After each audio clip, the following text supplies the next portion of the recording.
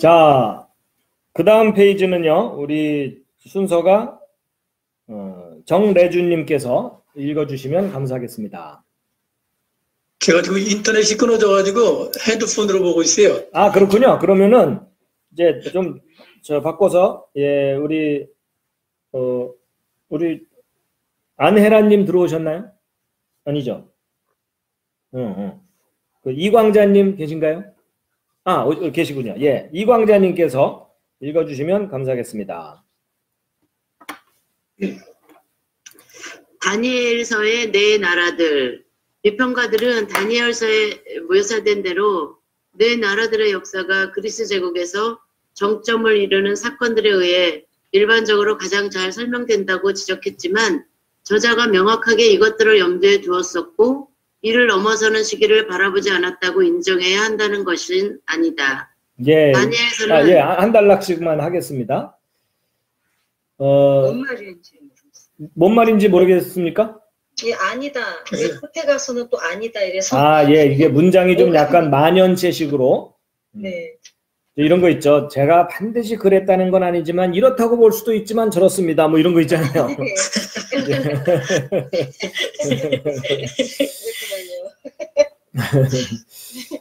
그러니까 이제 여기 한번 보면 다니엘서에 묘사된 네 나라. 이 네 나라가 뭐냐면 느부갓네살 왕이 꿈을 꾼 거 있죠. 신상 꿈을 꿨잖아요. 그 신상이 네 부분이죠. 금, 은, 동, 철이에요. 그렇죠? 예. 이 네 나라가 이제 전개되는데 이제 그 중에 이제 그리스 제국 시절에 뭔가 일들이 많아요. 그렇죠? 그때 안티오쿠스 하사 에피파네스가 유대교를 말살시키려고 하고 마카비 혁명도 일어나고 이제 그런 일들이 많으니까 이제 그리스 왕국 시절에 뭔가 스토리의 정점이 이루어지는 것처럼 보이거든요. 예. 그렇지만 그리스 왕국에서 이 예언이 끝나는 게 아니라 그 이후의 사건도 조명해주고 있다는 거죠. 그렇죠? 예. 그러니까 그리스 왕국이 정점이라 그래서 그 이후 사건에 대해서 아무 언급이 없는 건 아니다. 그 이후 사건에 대해서도 뭔가 예언적인 내용을 제시해주고 있다. 그러니까 기승전결에서 기승이 있다 그래서 전결이 없다 이렇게 보면 안 된다는 거죠. 자, 그 다음도 읽어주시죠. 아, 그리고 제가 이제 오전에도 말씀드렸지만요. 여러분이 가진 교재, 그 교재를 제가 또 이 수업 준비하다가 미흡한 부분을 번역을 좀 부드럽게 바꿨거든요. 그래서 그걸 좀 감안하셔가지고 앞으로 이 번역은 계속 다듬어질 겁니다.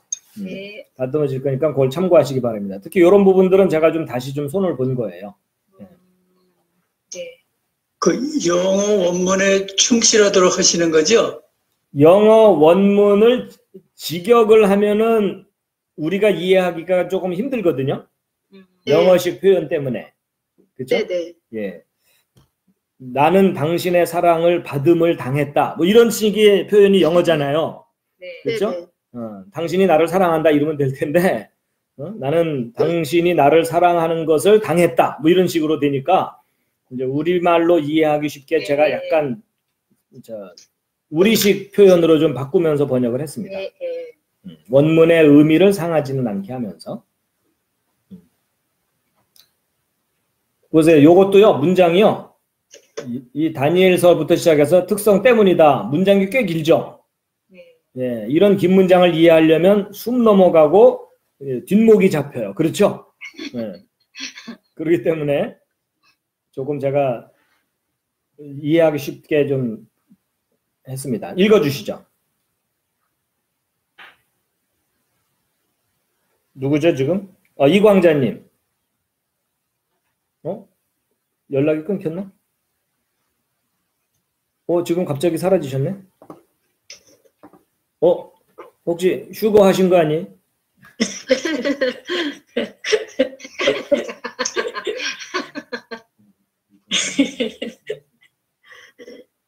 아이고, 그 사이에 승천하셨네. 그러면 우리 최영동 님이 읽어주셨던가요? 아니, 이광재님께서. 읽다가 지금 휴거 되신 거죠? 그러면, 최영동 님이 일단 그냥 읽어주셔야 되겠는데요. 예. 다니엘서는 당연히 묵시적 기록으로 분류되어지는데 그리스도로서 감춰진 진리를 드러낸다는 의미의 아포칼립스에 의해 감시된 것이 성취된 일련의 초자연적인 환상들의 특성 때문이다. 예. 다니엘서는 다 역사적인 내용만 담고 있는 게 아니라 초자연적인 내용들 그리고 환상들 뭐 이런 것들이 들어있기 때문이다. 드디어 이광자님이 다시 들어오셨습니다.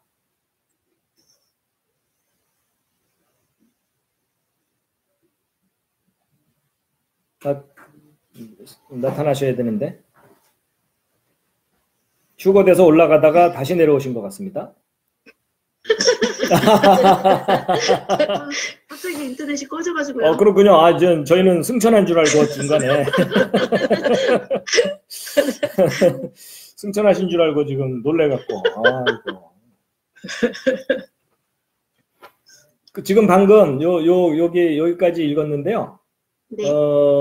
일단 흐름을 위해서 최영덕 님이 그냥 계속 읽어주시고 이광자님은 다음 페이지를 읽어주시면 좋겠습니다. 예. 네. 묵시문학은 상징적이고 환상적이고 예언적인 문학이다. 다니엘의 묵시문학적 구절 내에 세상나라 넷이 인용되는데 바빌론, 메데 페르시아, 그리스와 로마이다. 다니엘의 후대 저작에 속하는 계속 특별하게 문제 없으니까 읽어주시죠. 네, 다니엘의 후대 저작에 속하는 비평가들은 성경의 예언적 관점을 받아들이지 않는 까닭에 로마를 네 나라 중에 하나로 보지 않는다. 그러므로 그 비평가들에게 네 나라는 바빌론, 메디아, 페르시아와 그리스이다. 존 밀버드는 비평가들이 다니엘의 예언과 관련하여 그들의 요점을 증명하지 않았다는 데 주목했다. 예. 여기 후대 저작에 속하는 비평가라는 게 뭐냐면 다니엘이 바벨론과 페르시아 시절의 기록이 아니고 그리스 통치 이후의 기록이라고 주장하는 사람들이 후대 저작을 주장하는 비평가들입니다. 그러니까 다니엘의 예언성을 부인하려는 입장이죠. 그래갖고 결국 지난 시간에 말씀드렸던 요 맨 왼쪽에 있는 요 신상 그림 있죠? 예, 메데와 페르시아를 두 나라로 나누어 갖고 해석하려는 그런 입장인 거예요. 마지막 그 로마 제국에 대해서 굳이 연관시키지 않으려는 입장.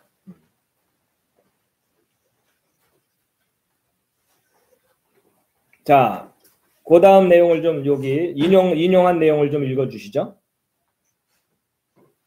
다니엘이 주전 2세기에 기록되었다는 비평적인 생각에 기초하여 메디아 페르시아 제국과 그리스 제국에 관한 예언들이 종종 부정확하다고 단정된다. 특히 다니엘이 페르시아 왕국에 앞서는 별도의 메디아 왕국을 가르친다는 주장을 하는데 이것은 역사적으로 부정확하다. 여기서 문제는 첫째로 비평가들이 고의로 다니엘의 가르침을 왜곡해서 그 다니엘이 가르치지 않는 것, 즉 별도의 메디아 왕국을 가르친다고 보인다는 점이다. 둘째로 예언과 성취 사이에 단정된 불일치는 비평가들의 생각 속에만 있다. 보수적인 학자들은 주전 6세기에 다니엘이 했던 놀라운 예언들이 역사적으로 성취되었음을 발견하는데 아무 어려움이 없다. 여기서 비평가들은 순한 문법에 잘못을 저지르는데 잘못된 전제에 기초하여 의문시되는 결론에 도달한다. 다니엘서 예언 그 자체의 해석의 더 큰 문제는 부정확합니다. 오늘날까지도 비평가들은 이것을 증명해내지 못하고 있다. 예, 조금 말이 어렵긴 한데 내용은 이런 거죠. 이제 다니엘서가 그리스 통치 이후에 기록된 거라고 주장하는 사람들은 다니엘서의 네 나라에 대한 예언이 요때 완전히 다 성취된 거기 때문에 이제 이런 식으로 봐야 된다라고 입장을 취하는 거예요. 근데 문제는 이런 식으로 입장을 취하고 나면은 제대로 해석했을 때의 비례가 정확하게 맞거든요. 이렇게. 예.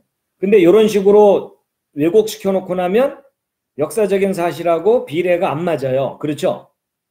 그러니까 자기들이 잘못된 전제를 해놓고 이 잘못된 전제하에 해석한 이 해석이 역사적인 사실하고 안 맞기 때문에 다니엘서는 예언적 가치가 없다라고 사람들에게 얘기해 주는 거예요. 아니 자기들이 전제를 잘못해놓고 잘못된 전제에서 나온 왜곡된 내용으로 다니엘서의 의미가 없다 이렇게 말을 가르치는 거니까 한 대 때려줘야 되겠죠? 네. 네. 갑자기 때려주고 싶은 마음이 들죠? 네. 이제 그런 거예요. 그게 이제 소위 순환 논법이에요. A가 B이고 B가 C니까 A는 C다. 근데 처음부터 A라는 게 잘못돼 있거든요. 잘못돼 있으니까 이제 소위 그들의 논리는 사상 누각이라는 거죠. 모래 위에 집을 지은 거나 마찬가지인 거죠.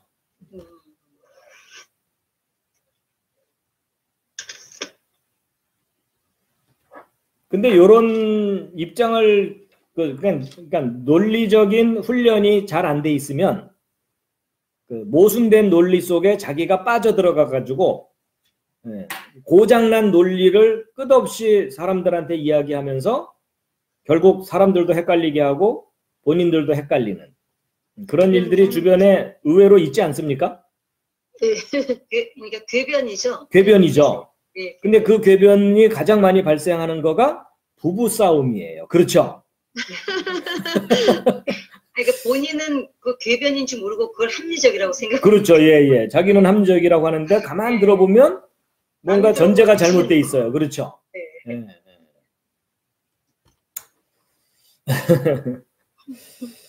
부부싸움 맞아요.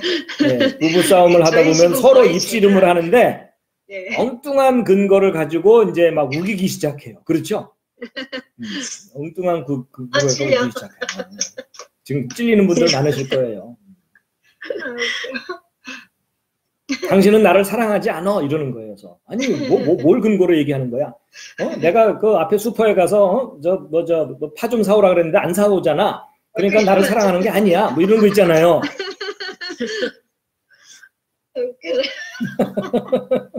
내가 어저께 했던 얘기를 오늘 지금 박사님 하고 계세요. 아유, 노는 시간 아니세요? 혹시? 예? 우리 벌써 쉬는 시간이 됐네요. 네. 예, 우리가 그동안 놀고 있었지만 공식적으로 놀겠습니다. 자, 10분간 휴식하고 만나겠습니다. 네.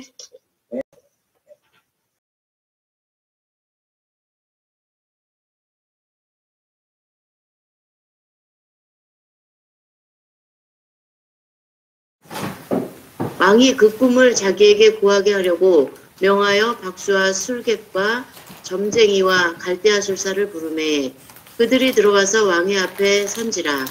예, 성경 인용한 거죠. 그들은 느부갓네살의 인종에 대한 이 민족적 용어가 아주 후대에 이르기까지 점쟁이 계급을 가리키기 위해 전문화될 수 없었을 것이라고 단정한다. 비판가들은 느부갓네살 당대의 갈대인에 대한 언급은 단지 인종적 의미를 함축했을 것이라고 지지한다. 비평가들에게 이것은 다니엘의 저자가 신바빌론 제국이 몰락한 지 오랜 뒤에 기록했음에 틀림없다는 것이다. 이 점에 대하여 사무엘 드라이버는 단언하기를 갈대아인은 다니엘서 현인의 계급과 동의어이다. 이 의미는 아시리아와 바빌론 언어에는 알려지지 않았고 그것이 형성된 것은 바빌론 제국의 종말 이후에 일어났으며 따라서 이 책이 포로 이후에 작성되었다는 징후이다. 다시 말해서 그 연대는 유일하게 알려진 갈대아인이 의문시되는 계급에 실제로 속했던 때이다. 그렇지만 비평가들의 이론은 다니엘의 본문의 모든 사항들과 들어맞지 않는다. 다니엘서 5장 30절에서 벨사살은 갈대아인의 왕으로 언급된다. 그날 밤에 갈대아 왕 벨사살이 죽임을 당하였고 이 경우 이 용어는 확실히 현인의 계급을 언급하지 않는다. 다니엘서 1장 4절에 갈대아인의 방언, 언어에 대한 언급은 명백하게 민족적이거나 종족적인 집단을 의미한다. 유사하게 갈대아 나라, 다니엘서 9장 1절과 어떤 갈대아 사람들이라는 표현들은 확실히 점성가들과 다른 현인들의 신분을 언급하지 않는다. 갈대아인이라는 단어가 다니엘서 내에서 현인 계급뿐만 아니라 다니엘서 2장 2절, 4절, 5절, 10절, 4장 4절, 5장 7절, 11절 아니라 또한 인종적인 용어로도 다니엘서 1장 4절, 3장 8절, 5장 30절, 9장 1절 사용된다는 점을 분명히 해야 한다. 헤로도투스 주전 484년에서 주전 430년은 갈대아인을 제사장 계급으로 간주했고 그들의 제사장 전통이 고레스 주전 551년 주전에서 522년 시대로 소급한다고 진술한다. 헤로도투스가 쓰기를 예, 결국 이 뭐 약간 복잡한 설명이긴 해도 지금 앞부분의 내용은 이 갈대아인이라는 표현이 후대의 표현이 아니라 다니엘 당시 시대에도 갈대아인이라는 표현들이 있었다. 그러니까 갈대아인이라는 표현이 들어있다 그래서 후대 기록이라고 보는 것은 합당치 않다. 뭐 그게 큰 요점입니다. 예. 여기서 갈대아인이 메대인가요? 아니죠. 갈대아인이면 바벨론 사람들을 의미합니다. 바벨론 사람들. 그래서 그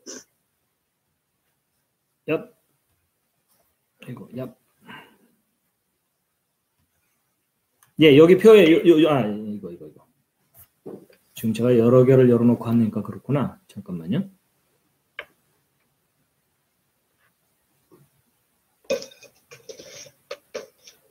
이거 왜 안 나타나?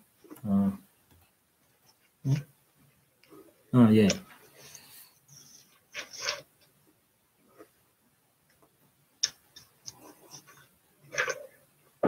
예. 갈대아인은요, 이 바벨론 쪽 사람들을 말합니다. 그러니까 갈대아인 그러면 그냥 바벨론 쪽 사람들이다 이렇게 생각하면 쉽습니다.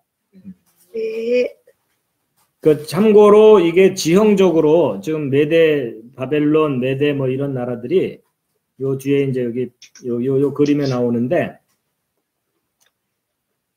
참고로 말씀드리면 그 바벨론 땅이 요 초록색으로 된 요 부분이거든요. 네. 그러니까 오늘날의 그 티그리스강, 유프라테스강 강을 따라서 비옥한 낮은 지대, 평야지대, 그게 바벨론입니다. 포인터를 이렇게 놓고 그리고 이제 메대는 여기 이제 갈색으로 표현된 이 산악지대입니다. 산악지대. 여기가 메대. 그리고 이제 페르시아는 요 아래쪽입니다. 그래갖고 오늘날 이라크 땅이 바로 여기 옛날 바벨론 쪽이고요. 그다음에 이란 땅이 페르시아 영역입니다. 메대와 페르시아 쪽. 그런 지리적인 그리고 또 지형적인 개념을 좀 가지시면 되는데 갈대아 사람 그러면 바로 요쪽에 있는 사람들을 갈대아 사람들이라고 합니다. 갈대아 사람들. 갈대아 사람. 갈대아 우르에서 나왔잖아. 그렇죠. 갈대아 땅의 우르가 바로 여기죠. 여기. 아브라함이 갈대아 우르. 그래서 이제 욥기서의 욥은요. 이거를 조금 확대해서 욥기도 갈대아 사람이죠? 아니요. 욥은 잠깐만요. 이걸 좀 묶어놓고 그룹화를 하고 그룹화가 왜 안 돼? 자, 요거를 이제 확대해 보면은 욥은 그 우스 땅이라고 돼 있거든요. 우스 땅의 의인이 욥인데 우스라는 곳에 대해서 몇 가지 주장이 있어요. 그 중에 이제 우스 땅이 요 아라비아 쪽일 거라고 이제 보는 학자들도 있고요. 요 아라비아의 지금 현재 요르단 땅 아래쪽 요 부분을 우스 땅이라고 보는 학자들도 있고 또는 요 위쪽 그 지금 시리아 쪽 있죠. 시리아 쪽 아람 지역이라고 하는 요쪽을 우스 땅이라고 보려는 사람들도 있고 또 요 밑에 쪽을 우수 땅일 거라고 보는 사람들도 있어요. 왜냐하면 욥기서를 읽어보면 갈대아인들이 와서 막 저기 집안을 엉망으로 만들어 놓고 재산을 뺏어가고 그 다음에 이쪽 아라비아 쪽 사람들도 와서 자기 재산을 뺏어가고 이렇게 됐다고 있으니까 양쪽에서 뺏어갔으니까 이제 여기 살든지 여기 살았든지 그랬을 거다 추측을 하죠. 근데 어쨌든 지형적으로는 대략 이와 같은 상황입니다. 저도 그 전에 성경 읽을 때마다 예. 갈대아인 이래서 예. 이게 도대체 갈대아인이면 우리 왜 이제 우리 대한민국의 뭐 보통 서울 사람- 갈대아인 그러면은 갈대가 많은 곳에서 왔는가 보다. 아 썰렁. 아니요, 그 실제 그렇게 이미지를 그렇게 가진 사람들도 꽤 있어요. 아 정말요? 그래서 저는 갈대아인이면 다른 지역을 얘기하나 이제. 예. 그래서 대한민국의 뭐 서울 사람 이 정도요? 아니요, 그거하고는 다르나요? 그렇다기보다는 왜냐하면 지금 그 갈대아가 바벨론 쪽이라 그랬잖아요. 바벨론은 평야지대예요. 평야지대면 먹을거리가 많아요. 네. 그럼 사람들이 먹고 나면요, 네. 여러분 그 우리나라로 따지면 네. 전라도가 네. 저 평야지대가 많아서 먹을거리가 많잖아요. 네. 네. 네. 등 따숩고 배가 부르면 네. 딴짓들을 하게 돼 있어요. 그렇죠? 그러니까 네, 풍류를 즐기고 학문이 네. 발달하고 아, 그렇죠? 그러니까 경상도는 산이 많잖아요. 네. 그러니까 산이 많으면 농지가 풍부하지 않으니까는 먹을 게 부족해요. 그럼 1년 내내 애를 써서 먹고 살기 바빠요. 맞죠?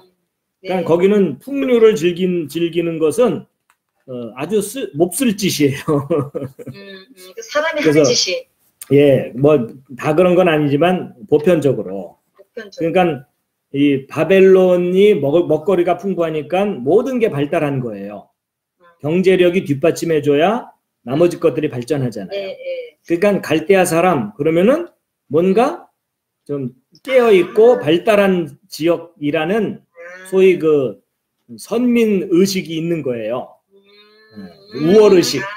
네. 갈대아인 그러면 갈대아인 이렇게. 굉장히 좀 그 존귀한 사람들 뭐 이런 개념 이해되시죠? 네, 네. 나 서울 살아 이 말이 무슨 말이겠어요? 네. 강남 살아. 나 세련된 사람이야. 서울도 어디? 강남, 강남, 예, 맞아요. 압구정 뭐 이러면은 네. 일단 뭐 좀 행세 좀 하는가 보다 뭐 이러듯이. 오케이. 네. 자, 이해가 속됐어요. 이해가 잘 되시죠? 네, 네. 네, 네. 이해가 안 가도 저해가 옵니다. 썰렁한 아재 개그죠. 자, 그래갖고 우리가 좀 진도가 지금 좀 전에 좀 전에 읽은 페이지가 그거였죠. 자, 그 다음 페이지는 누가 읽으실 차례냐면 조윤숙님, 우리 조윤숙 목사님께서 읽어주실 차례인데 일단 읽어주시죠. 맨 위에 읽을 때 마지막 그렇죠? 예. 마지막 탑 안에 대사당이 있는데 그 안에 크고 잘 쌓여진 의자가 놓여 있고 그 가까이 황금상이 세워져 있다.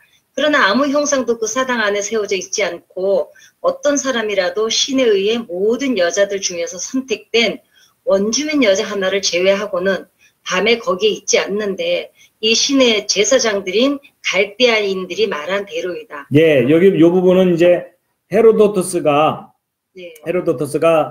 이 바벨론 땅에 대한 묘사를 하고 있는 내용입니다. 아, 네. 네, 바벨론, 네. 바빌론 신전에는 아래에 또 다른 사당이 있는데 여기에는 제우스의 큰 황금상이 큰 황금상이 앉아 있고 아, 이게 뭐냐면 요 앞에 있는 상은 네. 형상이란 뜻이고 아, 밑에 있는 그다음 요 상은 아마도 이렇게 받치는 상. 받침대라는 뜻이겠죠. 예. 큰 황금상이 앉아 있고 근데 아니면 이거 발판- 번역을 잘못한 것일 수도 있는데. 그 발판과 의자 역시 황금이며 전체 황금의 무게가 800달란트라고 갈대아인들이 말했다. 신전의 외부에는 황금 제단이 있다. 또 다른 황금 제단이 있고 그 위 황금 제단에서 제사를 드렸는데 더 큰 황금 제단에서 갈대아인들은 매년 1000달란트가 나가는 유황을 들여서 이 신의 축제를 지키고 고레스의 시대에는 이 성스러운 점유지에 12규빗 높이의 견고한 황금상이 아직 있었다.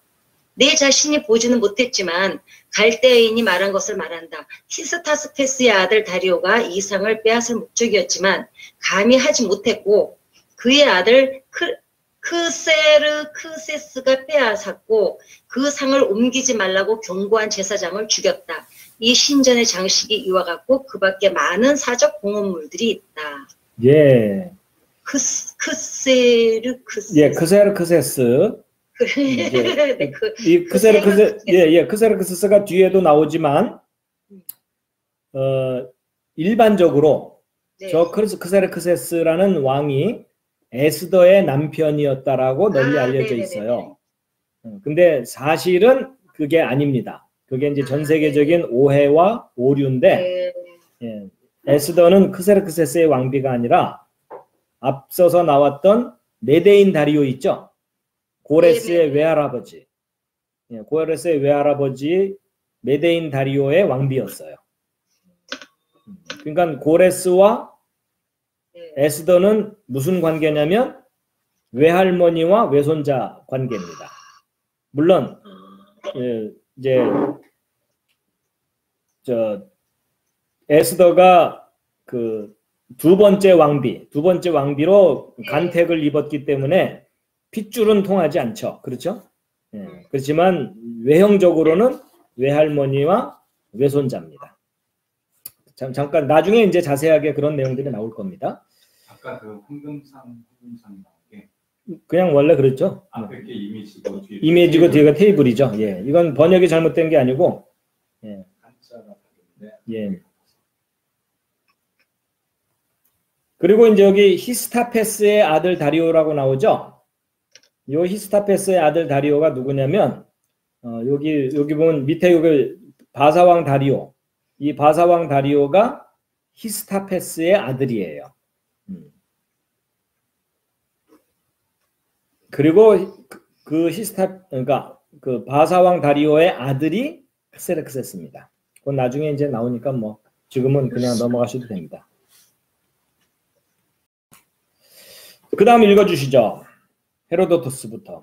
헤로도트가 갈대아인을 초기의 제사장 계급으로 언급할 뿐 아니라 디오도루스, 시쿠로스 역시 같다. 그가 쓰기를 갈대아인은 여러 세기 동안 바빌론에 정착한 후에 일종의 제사장 계급으로 나보폴라사를 통해 정치적인 지배권을 얻었다. 따라서 헤로도투스와 디오도투스, 시쿠루스 모든 특수 계급으로서 갈대아인의 사용 연대가 다니엘의 시대로 소급된다는 것을 증명한다. 로버트 딕 윌슨은 다니엘에서 갈대아인의 사용을 이해하는 또 다른 방식을 제시했는데 글리슨 아처가 설명하기를 예, 이렇게 돼 있는데 네. 여기 보면은 헤로도투스는 그리스 시대의 인물이에요. 그렇지만 네. 이제 헤로도투스도 초기 제사장 계급으로 갈대아인을 언급했을 뿐만 아니라 다른 역사 기록자들도 갈대아인들은 제사장 계급으로서 나보폴라사를 통해 정치적인 지배권을 얻었다. 이런 기록이 있거든요. 네. 나보폴라살이 누구냐면요. 느부갓네살 왕의 아버지예요. 예. 그러니까 요 느부갓네살 왕 아버지 때에 정치적인 지배권을 얻은 사람들이 갈대아인들입니다. 그러니까 갈대아인이라는 표현은 느부갓네살 왕 이전부터도 있었던 개념이지. 4대부 같은. 예, 후대 개념이 아니라는 거예요. 그러니까 역사의 기록들은 갈대아인에 대한 표현이 오래전부터 있었다는 것을 계속 입증해주고 있다. 그 얘기입니다. 칼두라고 하는 작은 나라로 시작했다. 칼두라고 하는 작은 나라로부터 시작된 그 종족 또는 인종, 그 민족이라고 볼 수 있습니다. 네. 그래서 그 밑에 이제 그 닉 윌슨이라고 하는 사람이 그 밑에 이제 인용문에서 설명을 했어요. 글리슨 아처가. 아카드어 키투스 혹은 칼투는 제사장의 유형을 언급하고 옛 수메르의 호칭인 갈두에서 유래하는데 점성술적 예측에 도움이 되도록 사용되는 천문들을 구축하는 것을 언급하는 용어라는 취지로 윌슨에 의해 또 다른 제안이 이루어졌다. 윌슨은 바빌론의 사마시 슈무킨의 제14년이라고 적힌 토판에서 갈두가 그렇게 사용된다고 인용한다. 갈이라는 음소를 포함하는 아주 많은 수메르 칭호들이 발견되었다는 것에 주목해야 한다. 야콥센의 코펜하겐 텍스트의 단 한 면에서 우리는 이 호칭들, 즉 갈, 갈루, 코루, 갈, 우쿠, 갈, 단, 칼과 갈, 수, 칼을 발견한다.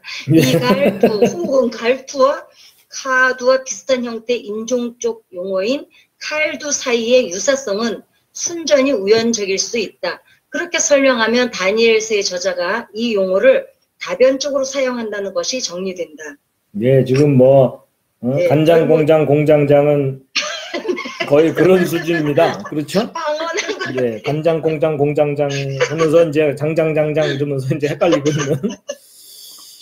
예, 어쨌든 내용이 좀 복잡하지만 이제 갈대아인이라는 말의 뿌리에 대해서 이제 나름대로 추적한 내용이라고 볼 수 있겠습니다. 네. 너무 복잡.